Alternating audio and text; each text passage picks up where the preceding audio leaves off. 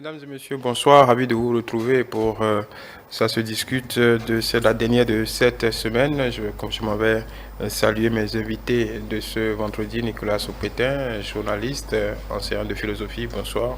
Bonsoir Xavier, bonsoir aux amis téléspectateurs et téléspectatrices. C'est un coucou spécial donc à nos frères et sœurs séropositifs à qui je dis que la vie est encore possible avec l'évolution technologique aujourd'hui. L'espoir est permis et à nous autres qui sommes encore des sujets sains, nous devons nous comporter comme cela se doit pour ne pas en être victime. Voilà. Innocent Godonou, enseignant d'allemand, journaliste, bonsoir. Oui, bonsoir Xavier, bonsoir chers téléspectateurs. Daniel Kaïtogran, enseignant de philosophie, bonsoir également. Bonsoir Xavier, bonsoir le plateau, je suis heureux de vous retrouver. Voilà, la COP 28 s'est ouverte à Dubaï, on va dire en fanfare, ce jeudi avec la concrétisation très attendue d'un fonds de compensation des pertes et dommages climatiques dans les pays vulnérables. La grande conférence internationale sur le climat a été inaugurée officiellement dans cet émirat gazier au moment où l'organisation météorologique mondiale confirmait que l'année 2023 devrait être la plus chaude jamais enregistrée. On parle de ce fonds, quand bien même on ne sait pas exactement la hauteur de ce qui sera mobilisé. On sait déjà que les premières promesses ont commencé par arriver 225 millions d'euros promis par l'Union européenne, dont 100 millions de dollars annoncés par l'Allemagne, 100 millions de dollars annoncés par les Émirats Arabes Unis, 10 millions de dollars annoncés par le Japon, 17,5 millions de dollars pour les États-Unis, jusqu'à 40 millions de livres, environ 50 millions de dollars pour le Royaume-Uni. C'est ce qu'on a pour le moment, on ne sait pas à quelle hauteur ça va monter. Mais Innocent Godonou, on peut déjà dire que voilà, cette COP démarre bien avec, on va dire, quelque chose de concret à se mettre sous la dent, parce que le reproche qui a été toujours fait, c'est qu'à ces occasions, on tourne un peu en rond. Il y a beaucoup de promesses, beaucoup de projets, surtout pour des pays du Sud, qui pâtissent beaucoup plus des conséquences du réchauffement climatique. On peut dire que voilà, on est parti sur de très bonnes bases. Ouais, comme vous l'avez dit dans vos propos liminaires, je pense que longtemps il a été constaté de sur place, en fait, parce que tout était parti d'abord du protocole de Kyoto au Japon. Ensuite, on a assisté aux accords de Paris avec COP21. Et donc, 8 ans après, je pense que c'est une décision historique qui a été prise. L'adoption d'un fonds de compensation pour les pertes et dommages climatiques est bien lié au réchauffement de la planète et puis la pollution atmosphérique. Je pense que c'est une avancée notable. Maintenant, il reste le grand débat autour de la gestion de ce fonds et surtout encore la mobilisation. Certes, il y a une tranche de fonds qui est déjà mobilisée, mais on attend surtout des grands pollueurs, parce que quand on prend l'Union européenne, oui, ça fait partie aussi des pays qui polluent la planète, mais il y a aussi les États-Unis. Oui, les États-Unis qui constituent même le premier pays pollueur. À ce titre, on a déjà une différence quand l'Union européenne promet 100 millions de dollars avec 100 millions pour 200 millions de dollars et 100 millions pour le compte de la seule Allemagne. Oui. Les États-Unis ne mettent pour l'instant que 17 millions sur la table, donc on peut dire qu'il y a une marge importante quand même. Oui, c'est déjà un pas. C'est un pas. Maintenant, la question qui se pose, c'est comment ce fonds-là sera organisé et surtout quelle institution va s'occuper de ça. Parce qu'il y a les pays du Sud qui ont décidé à ce que ce fonds-là soit mis à la disposition de la Banque mondiale. Et il y a les pays du Nord qui voudraient qu'une institution financière basée aux États-Unis puisse prendre cela en charge. Donc, je pense que c'est des questions qu'il faut rapidement élucider. Et surtout que je pense que les pays en voie de développement comme le nôtre ont besoin véritablement de ce fonds-là, parce que nous subissons de plein fouet en fait, les conséquences du réchauffement climatique, alors que nous ne sommes pas réellement responsables, étant donné que nous n'avons pas des industries lourdes qui polluent. Donc cette question, c'est une question qui doit être prise à bras le corps. C'est déjà une préoccupation. Et ce fonds-là, surtout que, bon, en fait, dans les débats aussi, on a aussi parlé vraiment de la sincérité de certains pays. Parce que quand nous prenons la COP 28, même le président même de la COP 28, je pense qu'il s'appelle Jaber, il dirige une entreprise pétrolière. Et par rapport à la question... c'est un émirat pétrolier et gazier. Oui, justement. Et donc, la question est que allons-nous, irons-nous vers la fin des énergies fossiles? Parce qu'est-ce qu'il va accepter, mettre la corde au cou, réduire la production de pétrole ou arrêter la production des énergies fossiles pour mobiliser maintenant les ressources afin qu'on puisse passer à cette transition écologique? C'est la vraie question qu'il va se poser. Mais moi, je reste tout à fait serein et j'attends de voir justement en termes de mobilisation ce qui sera fait, l'institution qui va gérer et comment ces fonds-là seront distribués ou mis à disposition des pays en voie de développement. Même question, Nicolas Soupétin, quand on sait que ce sont les pays du Sud qui pâtissent, peu pollués, mais qui pâtissent des conséquences du réchauffement climatique, on peut dire qu'il y a une sorte de justice dans cette décision, quand bien même il faut attendre quelque peu que le fonds soit bâti et que l'argent soit réellement mobilisé au-delà des promesses qui sont faites et qu'on puisse avoir quelque chose de tangible à gérer. Oui, c'est déjà effectivement, comme vous l'avez dit, une question de justice au plan international. Je pense que il ne faut pas vite aller en besogne en se disant que oui, c'est gagné. Parce qu'on a vu la COP 21 avec l'accord de Paris et le retrait après des États-Unis sous le régime Trump. Tout est encore possible chez ces grandes puissances avec leur imprévisibilité dans les décisions. Moi, je pense quand même que si c'est arrivé à concrétisation, à savoir donc la mobilisation de ce fonds, ce sera donc cette justice-là, parce que les catastrophes sur des pays en voie de développement comme les nôtres sont énormes. L'inondation au Kenya actuellement qui fait ravage. Il y a beaucoup d'autres phénomènes naturels qui aujourd'hui, comme la chaleur qui est à son pic. Et donc, je pense quand même qu'il fallait en arriver là, et surtout les pays de l'OTAN ont intérêt à ce que ce fonds soit mobilisé, surtout dans un contexte de géostratégique, géopolitique où ce n'est pas toujours en leur faveur. Ils ont intérêt à réparer cette injustice-là pour évidemment se faire voir autrement. Et mieux, dans cette histoire de COP 28, moi je pense que il faut aller au-delà donc de cette création de fonds. Parce que, au fait, le réchauffement climatique, c'est une question de survie de l'humanité. Et il va falloir que l'on prenne beaucoup d'autres décisions radicales, comme la réduction de gaz à effet de serre. C'est vrai que les discussions sont houleuses par rapport à la prise de décision de mettre fin à la pollution du carbone, de CO2.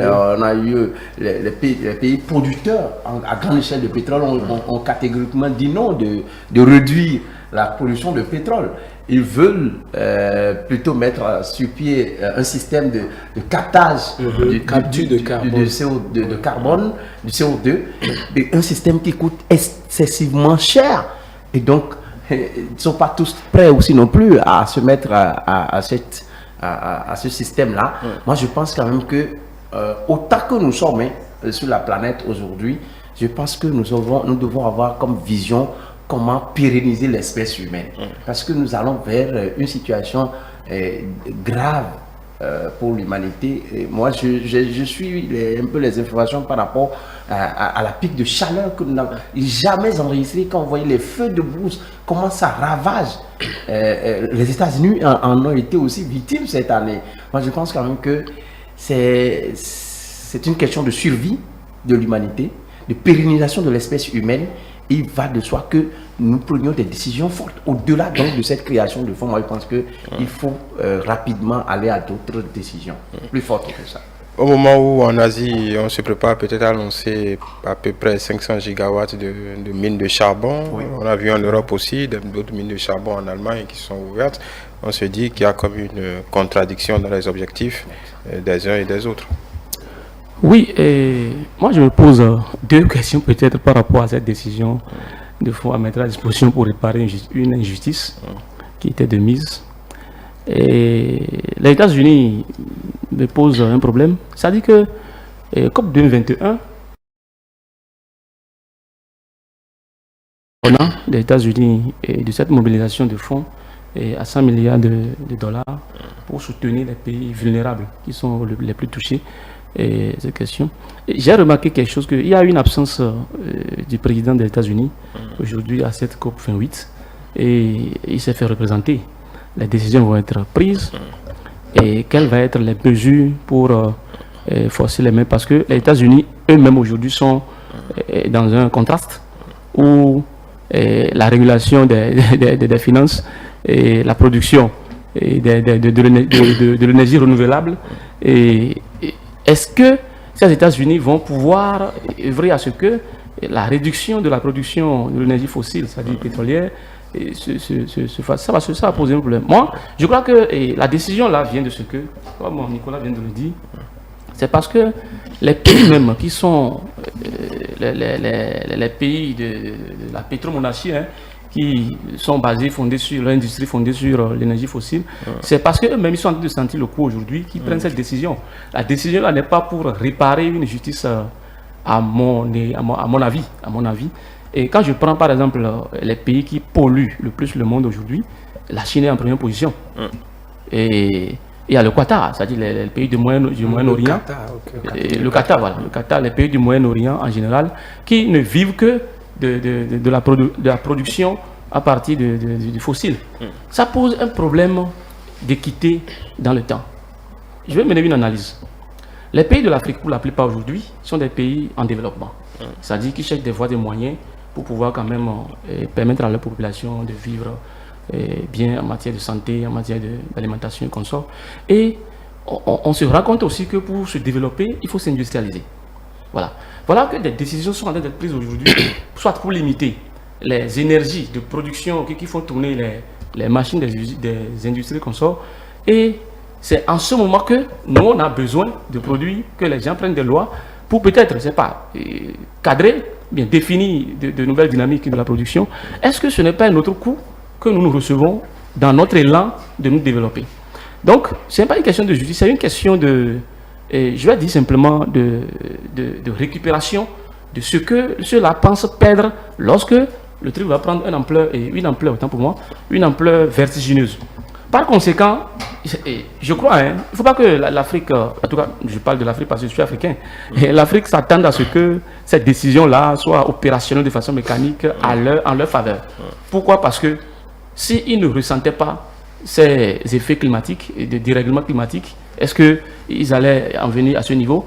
Non seulement ça, il y a aussi une autre préoccupation qui me paraît beaucoup plus importante. Et c'est par rapport, depuis 2009 et 2008, je crois bien, il avait été décidé que 100 milliards soient mobilisés pour résorber les crises, les différentes crises potentielles déjà, mais qui s'accentuent aujourd'hui, jusqu'en 2020, pour aider les pays les plus vulnérables. Mais ils n'ont pas réussi. La Chine s'est retirée avant de revenir. Et finalement, c'est en 2022 qu'on a pu mobiliser les 100 milliards. Un retard considérable. Or, dans l'intervalle de temps là, on n'a pas constaté une réduction de la production des gaz à effet de serre, des industries qui vivent à base du fossile et comme ça. Je crois que c'est une miroir. Qu'est-ce que je dis? C'est un miroir que ceux-là nous font.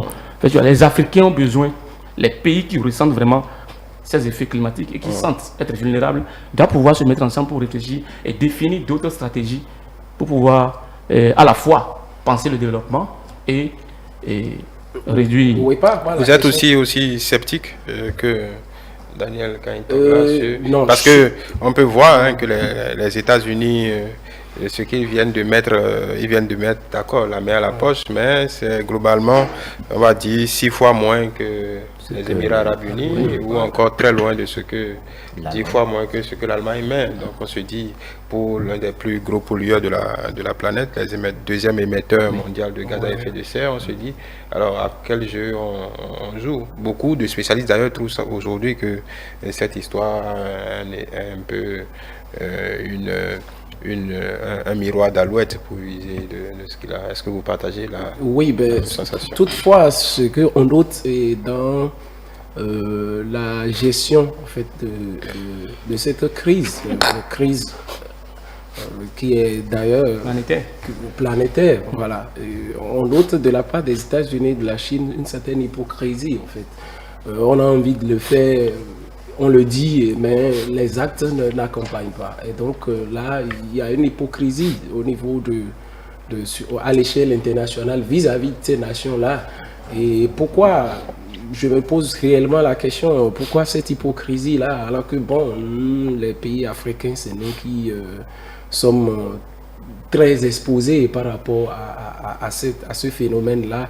Et donc, il faut comprendre justement que les enjeux, il y a les enjeux économiques qui interviennent. Parce que, est-ce que les États-Unis vont accepter porter un coup à leur croissance économique ou bien à leur dynamique qui est en place? Est-ce que ce ne serait pas contre-productif pour leur industrie, parce que chez eux, il y a les questions de mercantilisme, il y a les questions de la recherche du profit, le capitalisme un peu très avancé, parfois sauvage. Donc, il y a certaines considérations qui font que, bon, peut-être les politiciens ont envie de faire quelque chose, mais ils reçoivent la pression des lobbies en même à temps, l'intérieur. Ces deux grands pays sont... disons les plus grands en termes de recherche dans les énergies renouvelables. Donc généralement c'est ce qu'ils avancent. Ils investissent dans ces nouvelles industries. Est-ce qu'ils sont prêts pour la transition écologique? C'est ça, parce qu'il faut véritablement que si des recherches sont très avancées dans ces domaines-là et qu'aujourd'hui même il y a les procédures ou les procédés de capture de carbone, et même quand je me rappelle, je pense que ça doit être le sommet de Glasgow, le COP 26, à Glasgow, justement, où des décisions étaient prises, où ils ont commencé justement par parler de ce qu'ils appellent carbon trade. C'est-à-dire que cela consiste à capter le carbone par les usines, et surtout encore que, comme Nicolas l'a dit, les installations sont très onéreuses. Mais pourtant, il y a des pays comme les Émirats Arabes Unis qui font un grand effort dans ce sens-là. Est-ce qu'au niveau des États-Unis, est-ce que ces installations-là sont déjà installées? Je ne pense pas.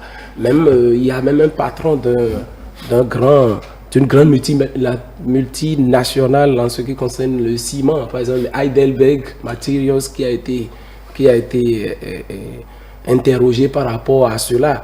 Il a reconnu en tant qu'industriel que pour le moment c'est une transition qui est en train d'être mise en place, et cela va nécessiter encore beaucoup plus de moyens pour y arriver. Maintenant, il y a un sacrifice, il y a un niveau, un seuil qui n'entend pas franchi. Ils attendent peut-être que la situation soit peut-être insupportable pour prendre des décisions. C'est grave. Quand Nicolas parlait de la canicule et puis aussi les extrêmes climatiques qu'on constate, je pense que c'est autant de signaux très forts que la nature est en train d'envoyer, et la planète est en train, la planète et la nature est en train d'envoyer. Ça devrait pouvoir interpeller les uns les autres. Il ne s'agit pas non seulement de la pérennisation de l'espèce, mais il s'agit aussi de la pérennisation de l'écosystème mondial. Oui, parce que ce n'est pas seulement l'espèce humaine, mais il y a aussi les autres espèces animales et végétales, la flore et la faune. Voilà, Nicolas, peut-être qu'au lieu d'attendre que les autres fassent le geste, nous ne devions pas aussi trouver des solutions propres à nous? Oui, je crois que quand Togla faisait allusion à cela tout à l'heure, parce qu'il y a une équation à double inconnue qu'il faut que les pays à revenus faibles comme les nôtres puissent chercher à résoudre. Le fait est que nous aspirons à aller au développement. Or, aller au développement passe par aussi l'industrialisation de nos différents pays. Dans le même temps, nous sommes confrontés, voilà que nous ne soyons pas nous autres cause de ce qui se passe. Nous avons besoin aussi de passer par là où les autres ont passé pour atteindre aussi ce développement. D'accord, oui, mais pour parler de ces... Oui, mais il y a aussi des dispositions qu'on peut prendre aussi pour mitiger quelque peu les conséquences du réchauffement climatique. Par exemple, les feux de brousse, le charbon de bois. Il y a beaucoup de choses pour faire reculer, ne serait-ce que la désertification. Il y a beaucoup de choses qu'on peut faire. Exactement. De côté. C'est là que j'allais en revenir parce qu'aujourd'hui, le carbone, l'usage excessif du carbone aussi, est problématique en Europe. Le fait, la déforestation, on vient en Afrique où on exporte beaucoup de bois, alors qu'on pense très peu au reboisement. Alors, moi, je pense quand même qu'effectivement, comme vous l'avez dit, ça peut être une des solutions pour l'Afrique, reboiser énormément, parce que tant qu'il y a de grandes forêts, on peut aussi chercher à réduire le dioxyde de carbone produit davantage de dioxygène. Moi, je pense qu'effectivement, les pays de l'Afrique ont peut-être une chance là. Ce qui était problème peut devenir une solution. À savoir, par exemple, que nous nous retrouvons à être au juste milieu. C'est-à-dire à ne pas être comme les autres ont été, en étant sans se soucier de l'avenir de l'écosystème, en allant à la production à grande échelle. Nous pouvons, nous autres, tout en cherchant à produire, trouver des solutions à côté qui nous permettent d'éviter aussi comment appelle-t-on, cette pollution à outrance qui aujourd'hui est source de nombreux problèmes que nous vivons sur la Terre aujourd'hui. Je pense que les Africains doivent réfléchir, mieux réfléchir, trouver les voies et moyens. L'énergie fossile à réduire, d'accord, sans pour autant ne pas minimiser le fait qu'il faut aussi aller à la production. Ouais, voilà. Oui. Avant de venir à vous, nous allons faire une petite pause et puis on revient très rapidement.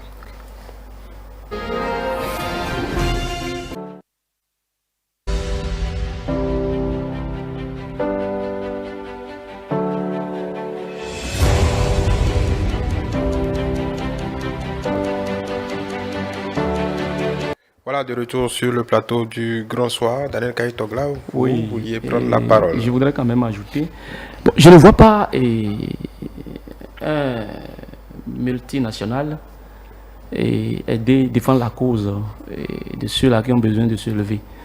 Et vous savez, les enjeux varient toujours en fonction des époques.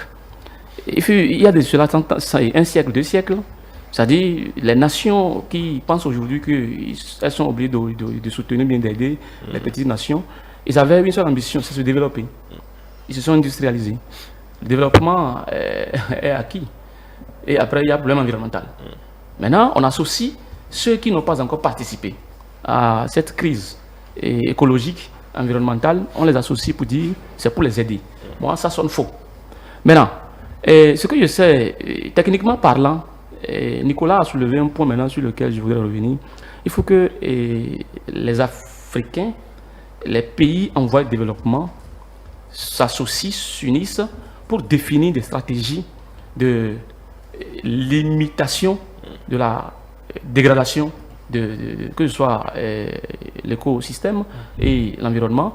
En quoi faisant, ce n'est pas seulement le reboisement, mais en pensant fusionner les énergies pour pouvoir, je sais pas, encourager, augmenter la production par l'énergie renouvelable ou bien la biomasse. Et nous, chez nous, pour le moment, l'effet n'est pas aussi dramatique comme on l'observe ces derniers temps chez eux. Hein. Parce que c'est pour la première fois. Bon, demandez aux paysans. Pour la première fois. Dans le Bénin profond, ça crée beaucoup de problèmes. Non, c'est ce que je veux dire. Je crois bien, pour la première fois, les États-Unis ont enregistré 47 degrés de chaleur. Ça dit c'est inimaginable. Et ça les a réveillés. Maintenant, on nous met comme ça, on nous dit que ça dit c'est pour nous aider. Moi, je ne suis pas d'accord. Maintenant, par rapport au système même écologique, il y a toujours une transition des faits qui emballe toute la planète lorsque ça se produit quelque part. Par conséquent, nous prenons des dispositions. Quelles sont les dispositions que nous prenons? On n'a pas les moyens aujourd'hui pour investir dans le captage de CO2 et consorts, mais naturellement, Les arbres... On peut déjà à notre niveau essayer de... Les arbres, je crois que phénomène de photosynthèse, on capte beaucoup. On capte beaucoup.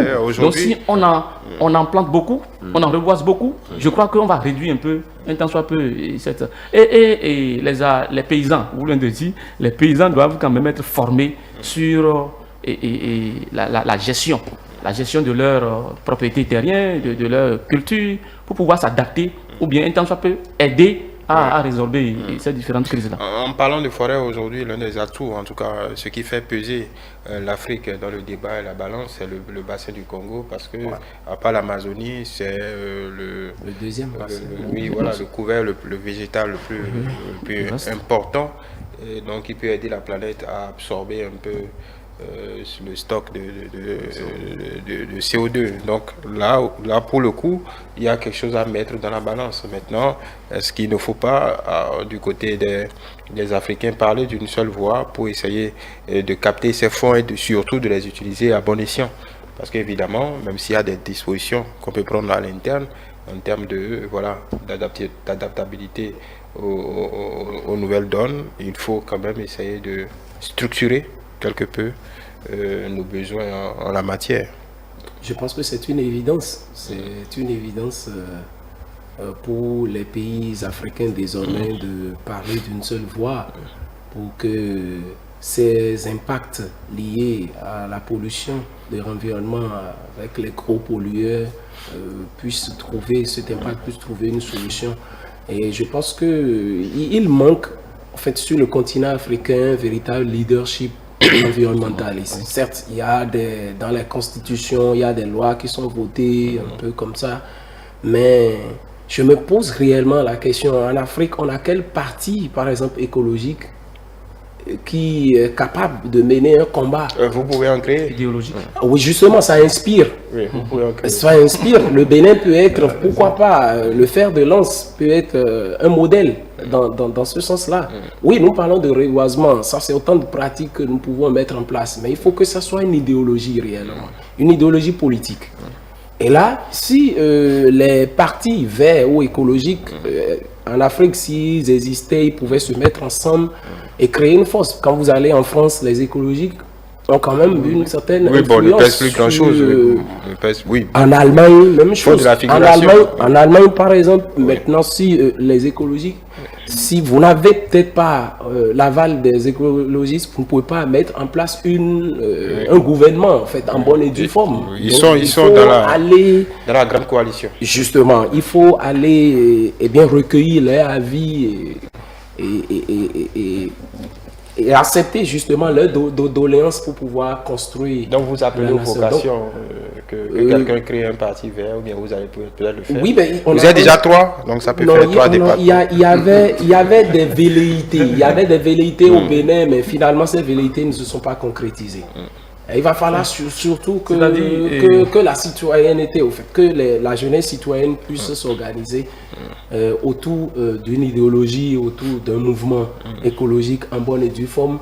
Et au-delà de ces considérations, au-delà de ces initiatives nationales, à l'international, je pense que les présidents africains doivent prendre à bas le corps la situation qui prévaut et parler surtout d'un même voix, parce que vous avez parlé surtout des forêts équatoriales, vous avez parlé de l'équateur, des forêts équatoriales justement de l'Afrique, et qui peuvent être des solutions naturelles pour pouvoir capter le carbone. Ça reste une solution, et ça reste une solution dans la mesure où pour que cette solution soit réellement exécutée ou soit vraiment efficace, il va falloir surtout que les pays africains puissent parler d'une même voix à la façon, ou bien sur la table de négociation, et c'est à eux de dire, bon, nous voulons des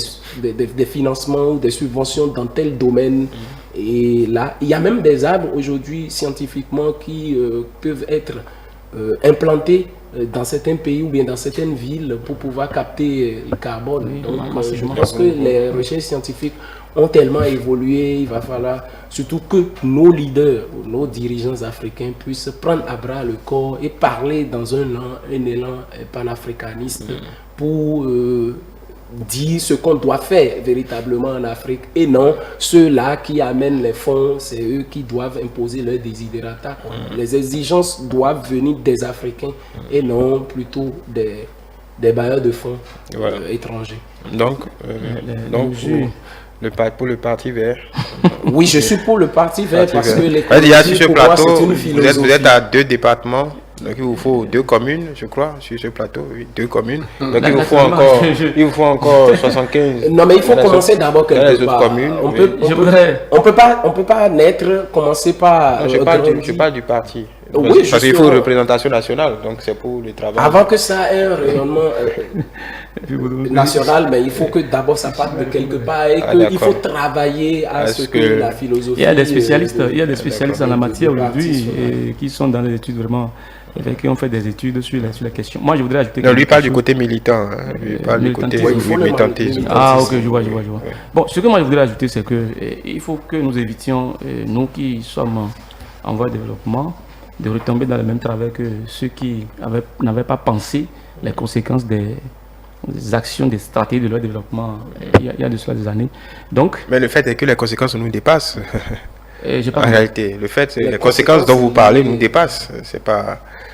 On n'a pas d'influence directe sur les conséquences dont vous parlez. Non, c'est pas avoir d'influence directe. C'est-à-dire que pour le moment, c'est ce que je dis. Pour le moment, c'est par transition que nous recevons les coûts. C'est bon. Donc, ce que je crois, c'est que il faut agir au plus vite pour ne pas se retrouver au carrefour du développement industriel et problème environnemental. C'est vraiment important. Et je voudrais faire bien les interventions de M. Nicolas, et qu'est-ce que je dis, M. Innocent, pour dire que, en fait, celui qui est dans une situation inconfortable ne doit pas compter sur celui qui est auteur de la situation qu'il est en train de vivre. Je suis dans une dynamique où bien je fais l'effort de m'en sortir, ou bien je croupis sous le poids, attendre à ce que ceux-là, ils vont penser leur truc. Mais c'est pour favoriser les solutions chez eux que chez nous. C'est ce que je voudrais ajouter. Nicolas Sobeté, pour finir. Croupir sous le poids, là, bon, c'est pas croupir sous le poids, c'est brûler sous la chaleur, ou sous la chaleur devenue excessive. De toutes les façons, nous avons à faire en sorte que, autant que nous sommes, que ce soit africains, qu'européens, comme saoudiens ou autres, on a intérêt à faire en sorte que nous jugulons la crise aujourd'hui qui est que l'écosystème tout entier est menacé. Il faut trouver les solutions et aller plus vite parce que si la situation reste en état, on ne sait pas le lendemain. Les catastrophes iront de plus en plus grandes. Il va falloir faire quelque chose.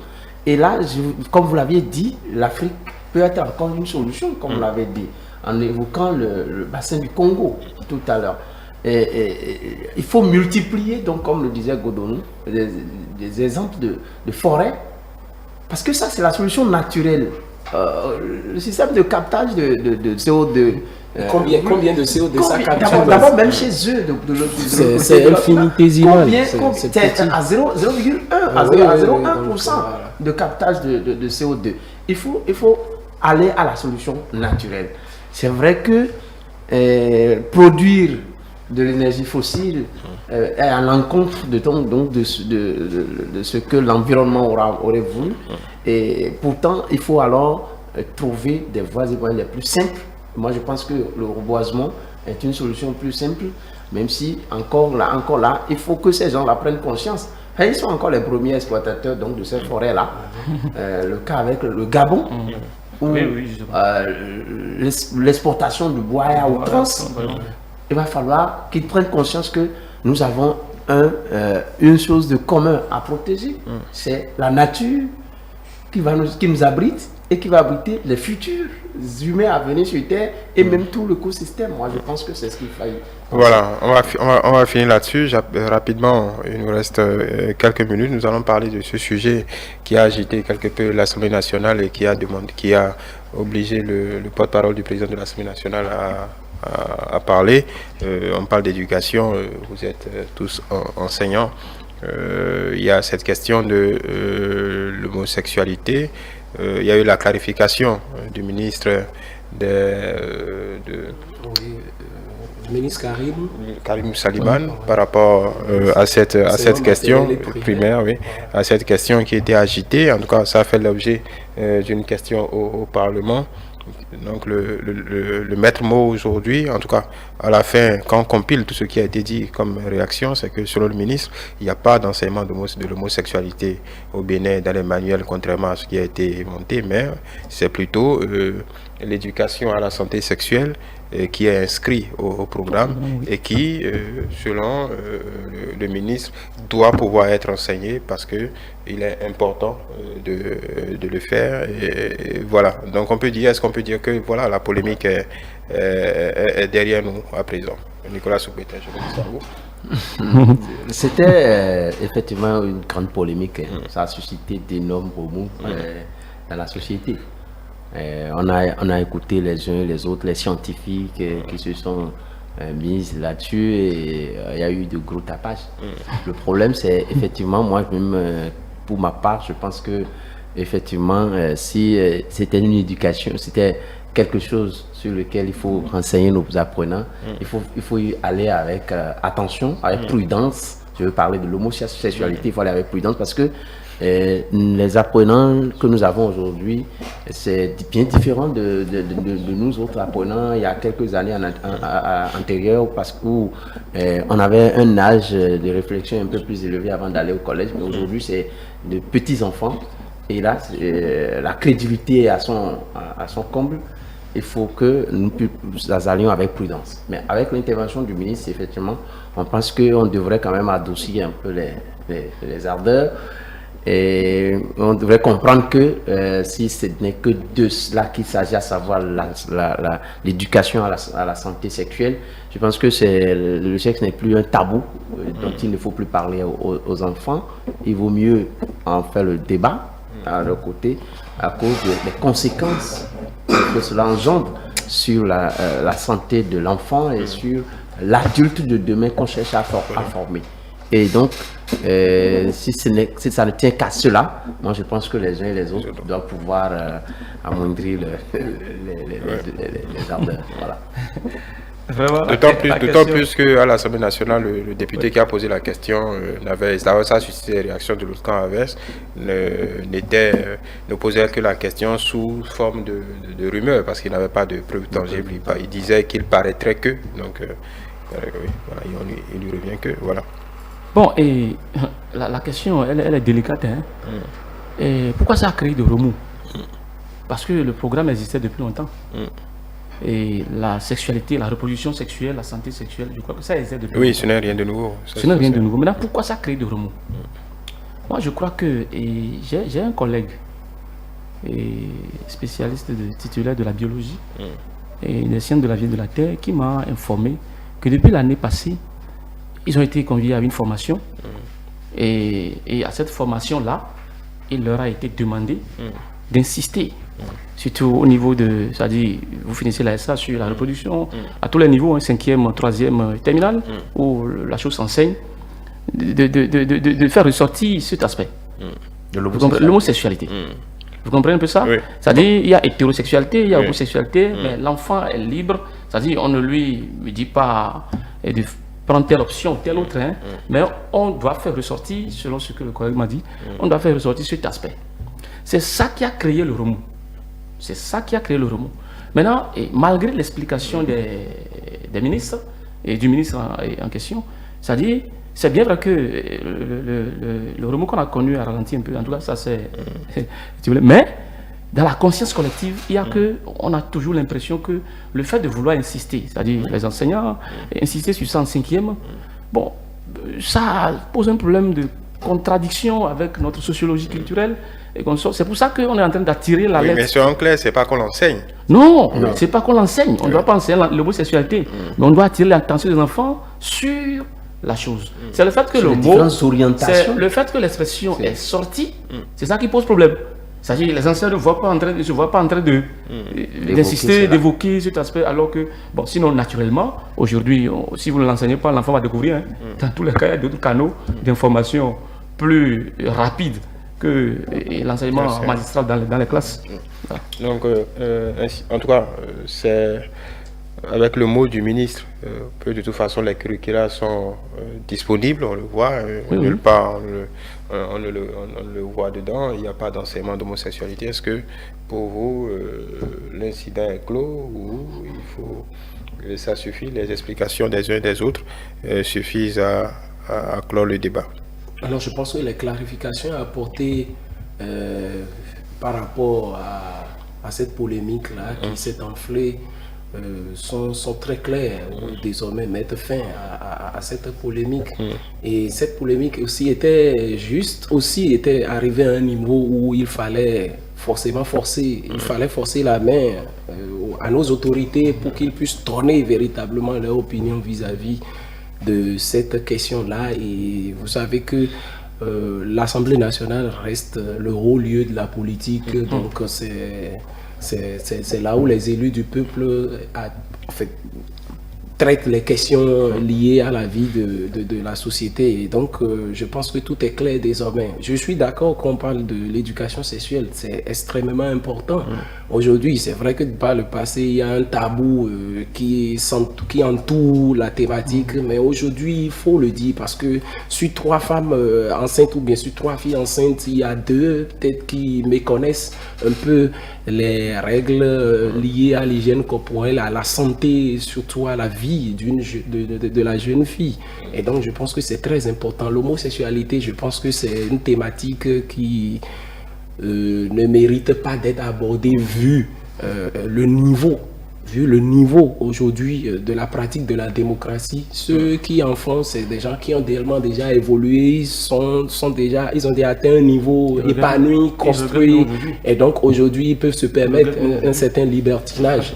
Je pense que aussi il y a des paramètres chez nous en Afrique qui bloquent. Il y a la tradition judéo-chrétienne, il y a la tradition d'abord arabo-musulmane. Bon, il y a notre tradition justement. Là, il faut revenir là-dessus. Il y a notre tradition, il y a notre sociologie culturelle qui ne nous permet véritablement pas d'aborder cette question d'homosexualité, surtout que c'est très très délicat. Très très délicat. Je vous ai quelque chose. Dans l'intervention, l'explication du ministre, je crois que c'est dit que ce n'est pas interdit.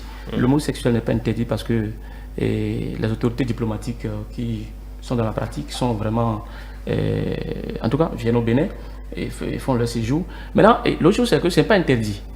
Ce n'est pas interdit. Oui. C'est bon, mais ce n'est pas autorisé. Oui, il n'y a aucune disposition dans la aucune loi disposition qui cadre ça pour le moment. Donc il vaut mieux éviter d'en parler que de vouloir qu'on en parle. Parce que ça va créer toujours des polémiques et on ne va pas s'en sortir. Ce que moi je crois, il vaut mieux, c'est une occasion pour l'État central d'intervenir sur la question, parce que dans tous les cas, que le ministre en parle, que les présidents n'en parlent, ou bien n'en parlent pas. Il y a des jeunes aujourd'hui, des jeunes filles sont des lesbiennes, un peu partout. Bon, ça c'est un autre sujet. Donc, ça, c'est... Ou bien c'est pas l'homosexualité. Oui, mais bon, on parle du volet enseignement. C'est ce que je veux dire. Oui, d'accord. Pour ce qui concerne ces orientations. Moi, je pense que c'est inopportun. Pour le moment, c'est inopportun. À l'école, il faut faire attention avec nos jeunes filles.